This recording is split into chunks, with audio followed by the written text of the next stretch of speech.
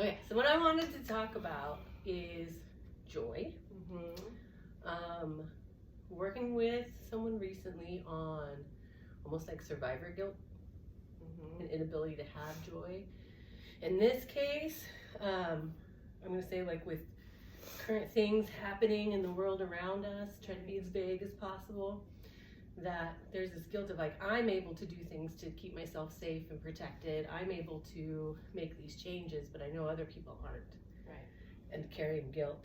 And I'm like, well, can't we hold those two things together, like a yes and? My favorite words are yes and. That, like, yes, other people are suffering right now, and it is okay to take joy where it comes. And so I was pondering this a little bit. Yes. And I think that sometimes we view joy as a reward for good behavior.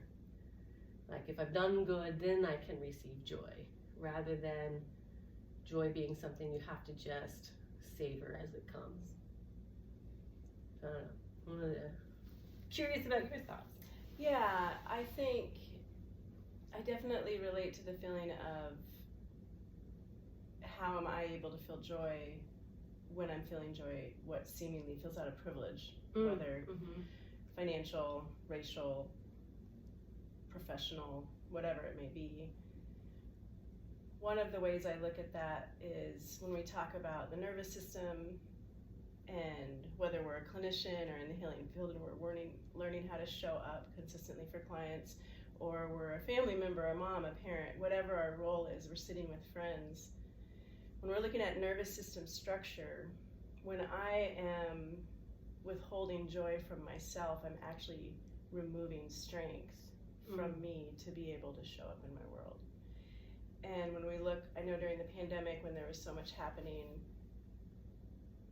what really became clear to me just in my own processing of it was I've got to lean into the joy in my life, because that's going to give me more strength and capacity to show up in any part of my world with a friend, to be able to lend support. Whereas when I resist the joy, it's taking away a really strong resource that my whole community needs me to do. Like, as a community, we need each other to lean into joy so that that's carried in us as we move forward as a community, whatever it is we're facing, whatever the struggle, trauma, legal strategies, you know, all the different layers that hits us at. And so that's one of the pieces around joy, that on that level around guilt, to really be able to see it differently. It's actually, and even really the whole consciousness, like the collective consciousness, if we're all resisting joy, then we're actually keeping it out of the collective consciousness or our community. Whereas the more we lean into it, I'm helping then bring it in, be a conduit for it into those communities. Right. Yeah. And so please lean into joy, you know, wherever you can. Yeah, I think sometimes it gets distorted in that, like, kind of more toxic positive psychology-y way, like almost shame-based, like, who are you not to lean into your joy when other people are suffering? Right. But, like, you know, I think there's a way that perspective can enhance gratitude without it being a guilt or comparison out of, like, I don't know, shunny kind of way. Yeah, absolutely. Well, you're shifting on a physiological level, you're shifting from resisting, which is tension and constriction. And when joy comes in, it's an expansion. So it's literally shifting your nervous system and how you're holding yourself and walking through the day, which then impacts everybody you walk into or meet in, you know, meet up with, or even just pass by in the streets. Ooh, so, like, if you had to, like, describe nervous system state, what is the state of joy? Is joy, you know, there can be calm joy and there can be expansive, you know, excited joy, which the more excited it gets, the more sympathetic in the nervous system it is. And we know sympathetic is our fight and flight response, but it's also our excitement. It's our play, it's our joy, it's with joy. And so joy, when it's that free sense of joy, it's leaning in the direction of play in the nervous system as far as how the body holds it, because joy, there's excitement. We can get excited about something, and then there's joy, which is much more expansive in the nervous system. It's and really, I mean, you're bringing up a really good topic, because it is, so many of us, it doesn't feel safe to release into or to surrender into or to relax into the flow of joy. But joy is expansive. Excitement can be very still, very sympathetic, very focused, very even some constriction, because you're going after whatever this thing you're excited about.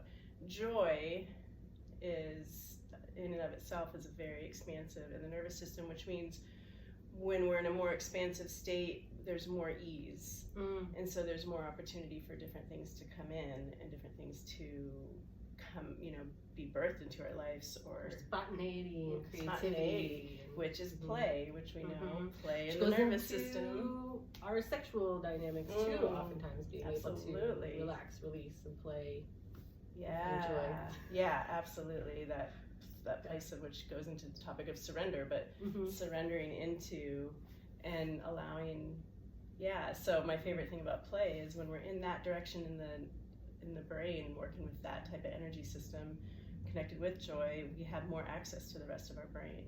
And so when we have that, there's natural problem solving. I mean, there's so many pieces, and this is where I can just, me, I can go off on this topic a lot, because and around play or joy, and they're probably somewhat connected. Like, how can I enjoy myself? How can I play when somebody over here is suffering?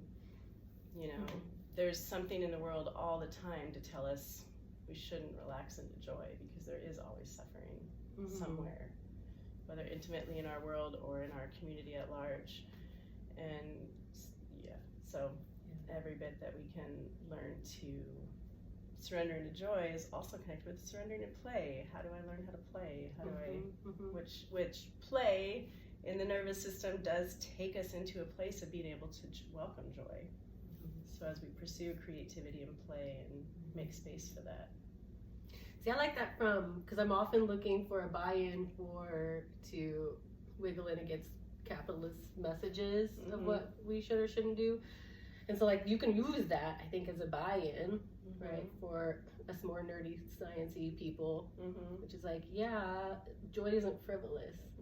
Right. That it's serving a purpose, that it's allowing you access to your most creative problem solving. That's kind of cool. Yeah, absolutely. It's in play. I mean, we know as adults, a good portion of us don't know how to play and have to learn how to, because it's seen as, like what you just said, frivolous. No, I've got to work. I need to achieve these goals. And we don't realize, like, that play is so crucial to our role as being a human being and staying healthy and being able to go after those goals. Otherwise, we burn out and we can't keep up with it. Cool. Well, thank you for your thoughts. I really appreciate it. Thanks.